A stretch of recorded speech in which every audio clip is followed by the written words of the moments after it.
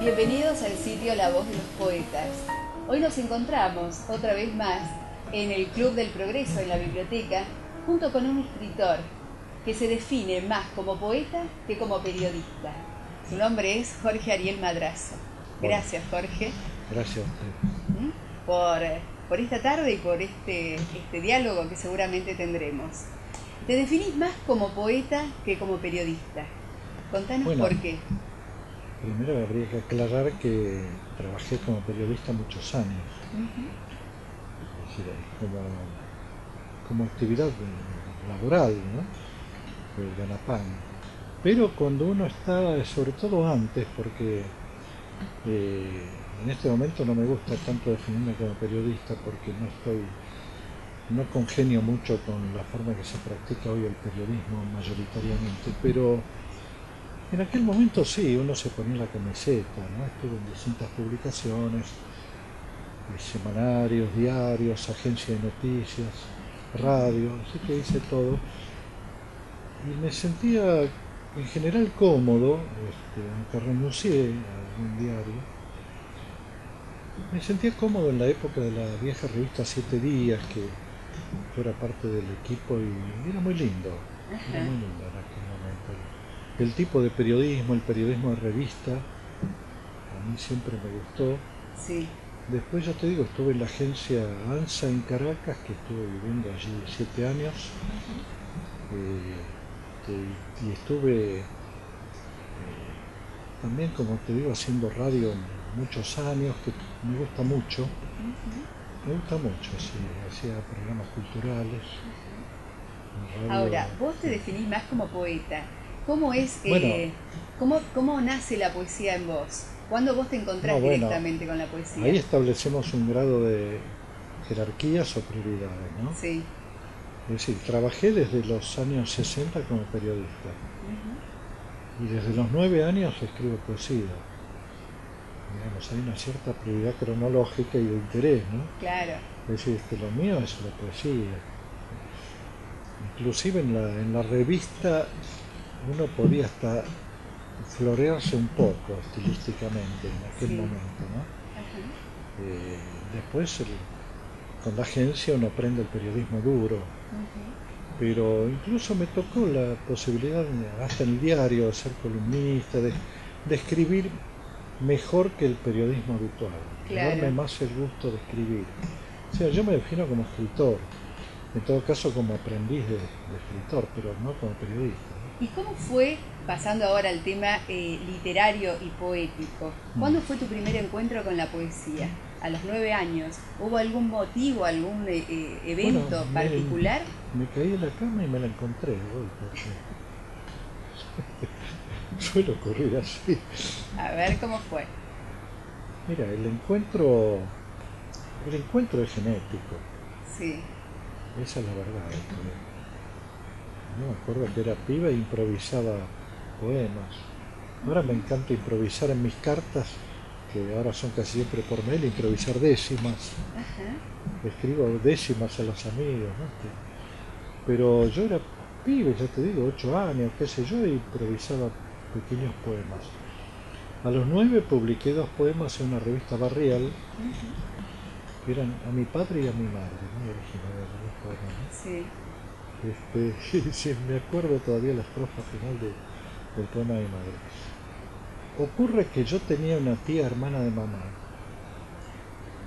que murió joven, a los 60, murió ella, que yo quería mucho y que iba siempre a la casa de ella, y ella tenía un arte, hacía algo hoy totalmente olvidado, que es arte escénico y declamación. Ella había sido condiscípula de Berta Singerman. Sí. Decía muy bien, a mi modo de ver, mejor que Berta, que era muy sobreactuada. Sí. Y mi tía decía maravillosamente bien, me enseñaba en un lugar que en aquel momento se llamaba Biblioteca del Consejo de Mujeres, que es donde está el Teatro Coliseo ahora, ¿no? Sí. No sé si existe el Consejo de Mujeres.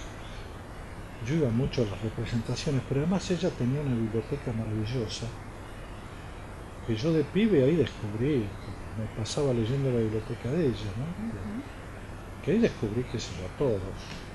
¿Cuáles fueron tus primeras lecturas? Y bueno, por eso esas. ¿Pero qué autor recordás en particular? Juana de Barború, Edgar Allan Poe, Rubén Darío, José Asunción Silva, yo, Espronceda. Me da la sensación que todo lo que caía a tus manos vos lo leías. Pero es que era una biblioteca hermosa. Baldomero Fernández Moreno. Claro. Que después ella me regaló el primer libro del hijo de César Fernández Moreno, que estaba autografiado para ella. Ajá. Porque ella también decía poemas de César, que además fue amigo mío, César, qué sé yo, como otros. Fue una iniciación privilegiada. ¿Y cuándo publicaste tu primer libro? Tarde, a los 34 años. ¿Por qué tarde? Bueno, para un escritor en general a los 34 años es tarde hoy. ¿Crees que está? Hoy. Sí, sí. ¿Y cuál fue tu libro? Hoy, Libro, contanos. hoy en general se publica a los 20, a los 18, qué sé yo. Se llamaba Orden del Día Milongón y el editor no le gustó lo de Milongón y dejó Orden del Día. Yo me enojé bastante con él. Sí, le quitó la palabra Milongón porque le parecía que no agregaba nada.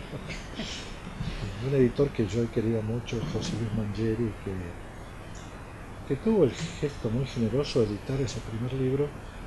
Y cuando yo volví de Caracas, que me fui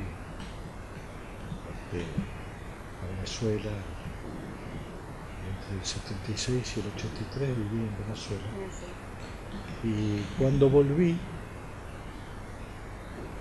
yo edité un libro desde Venezuela, antes de volver, y cuando volví él me editó también, por cuenta de él, el primer libro del regreso, ¿no? Mira.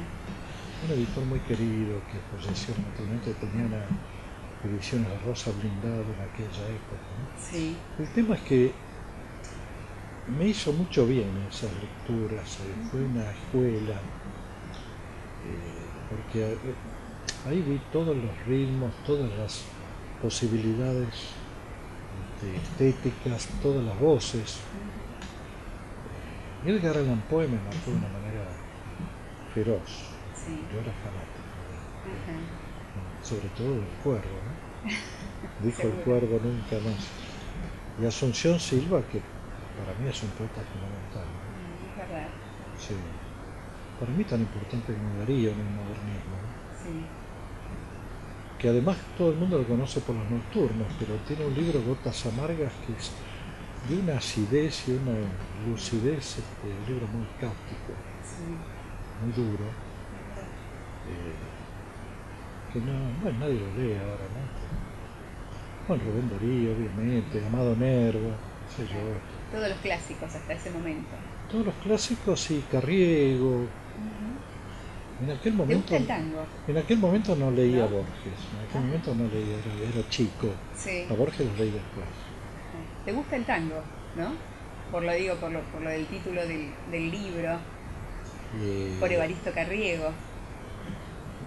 Bueno, Carriego va más allá del tango, realmente es un poeta poco valorado, muy poco apreciado, ¿no? Muy Carriego, pero Carriego decía de una manera espléndida, realmente, ¿no? Es el que tiene los sonetos, los poemas a la madre, a la maestra, ¿no? A las cosas simples.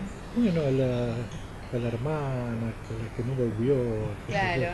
Sí, sí. la silla vacía, pero con mucha altura, no era Sí.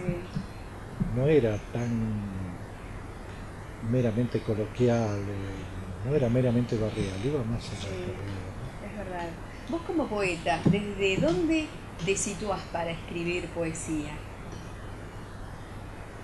¿Desde qué lugar? Bueno, en general lo tengo un lápiz y un papel o una computadora. No. Perdón, me gusta hacer chistes. No, ¿desde qué lugar me sitúo? Es una pregunta medio rara. Aclarame la pregunta. Creo que todo poeta o todo escritor se sitúa desde un lugar, a veces desde el dolor, otros desde el creer que hay un vacío, otros necesitan indefectiblemente de un dolor como para poder escribir, y otros con la emoción misma. No, está bien. Quería que me aclarara mejor, pero claro. Estaba claro de todas maneras. Mira, yo comparto un poco con Hugo Mujica la teoría del vacío originario, ¿no? Que él insiste mucho en eso, pero no tanto en un sentido metafísico de la nada original, del vacío, del vacío anterior a la voz, pero es un hecho real, ¿no?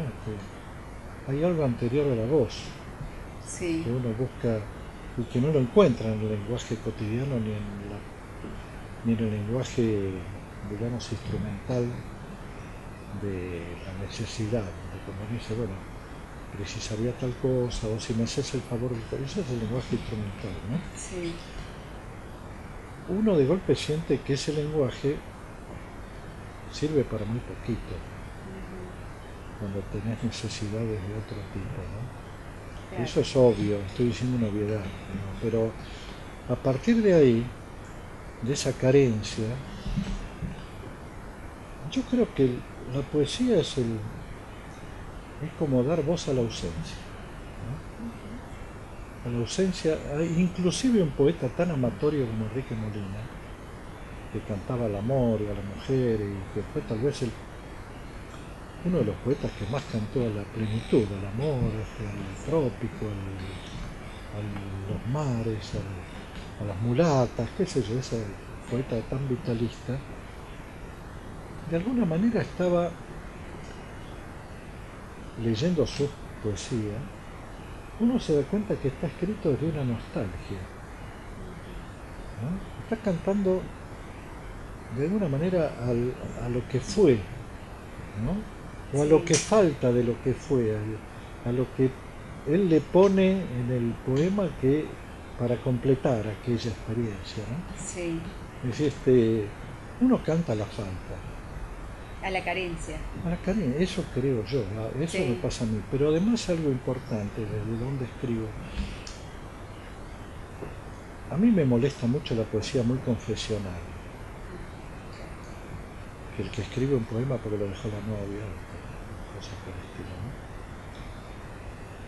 Digamos, llevándolo un poco al ridículo, pero mucho es así. El dolor, qué sé yo. Uno ve pibes de 15 años que escriben poemas a la muerte. Es impostado eso, no tienen la menor idea de la muerte y no les preocupa en absoluto. Sí. Es decir, toda esa corriente lírica tradicional que canta a cosas prestigiosas que son mentiras. Que son mentiras porque no son sentidas, ¿no? Se canta porque es prestigioso. ¿Vos crees que uno no puede hablar o no puede cantar en poesía sobre algo que no vivió? Pero sí, creo, lo que me niego a que se cante por obligación, que se escriba por obligación, como te digo, un chico de 18 años que escriba cómo me duele el tiempo, eso es porque lo leyó, es totalmente falso, eso me niego, y sobre todo la poesía confesional, que puede ser muy legítima, escribir desde el dolor, Yo tengo un poema escrito en homenaje a mi mujer que falleció en el 2002. Quise hacerle un homenaje, pero yo entiendo que no es una poesía confesional. Está puesto que vale para otro también. Claro. Y además está escrito desde otra persona. A mi modo de ver, la poesía, no sé tanto la narrativa, pero Yo me acuerdo siempre de esa frase que repiten todos los poetas de Rimbaud, yo es otro, pero que es una maravilla. Primero, nosotros individuos no somos nada, ¿verdad? Uno nace en contexto. Sí. Si vos querés escribir desde lo individual, es muy limitado lo tuyo, aunque pudiera salir algo espléndido, es limitadísimo, es una cárcel. Sí. A mí me interesa no solo escribir, sino tratar de vivir un poco desde lo otro, o desde el otro, y desde lo otro. Es decir, si yo quiero escribir sobre este vaso con agua, es un poco la operación Zen, sin llegar a eso, pues yo no soy budista y nadie se parezca, ¿no? Pero uno de alguna manera tiene que tratar de compenetrarse con ese vaso, Sí. pero de veras, como hacían los grandes pintores impresionistas, que estaban varios días seguidos pintando lo mismo, con diferentes tonos de luz y todo, es lo mismo. Uno tiene que volverse por un momento el vaso. Y hablar desde el vaso. Pero desde el vaso, aunque por supuesto hablas de cómo te repercute a vos, Sí. no podés extrañarte de vos mismo, pues no existe. Pero no podés mirarte el ombligo al escribir, eso me refiero. Claro. Sí. Aunque estés pasando, primero, si estás pasando por un gran dolor, espera varios meses para escribirlo, ¿no?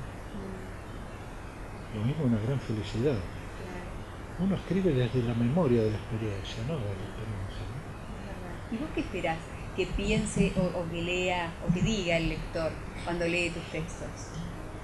¿Esperás algo? Yo lo único que espero es que sienta que es verdad.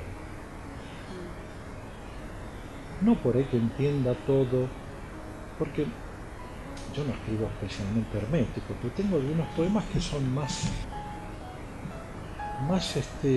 cerrados y otros más abiertos. Claro. Unos más discursivos y otros más epigramáticos.